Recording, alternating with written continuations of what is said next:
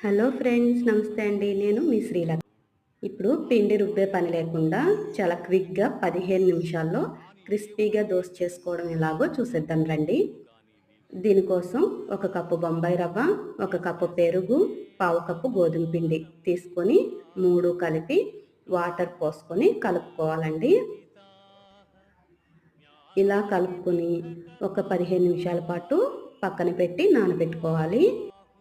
ఒక 15 నిమిషాల తర్వాత చూస్తే పిండి చక్కగా నానిపోయి ఉంటుందండి. దానిలో టేస్ట్‌కి సరిపడా సాల్టు, కొంచెం వంట సోడా వేసుకొని కొంచెం కొంచెంగా వాటర్ పోసుకుంటూ దోస పిండిలాగా రెడీ చేసుకోవాలి. తర్వాత స్టవ్ మీద పెనం పెట్టుకుని కొంచెం వాటరు అప్లై చేసి కొంచెం ఆయిల్ కూడా అప్లై చేసి దోస వేసుకుంటే చాలా క్రిస్పీగా టేస్టీగా దోస రెడీ అయిపోతుంది. వీడియో నచ్చితే ప్లీజ్ లైక్ చేయండి, షేర్ చేయండి, సబ్స్క్రైబ్ చేయండి. Thanks for watching.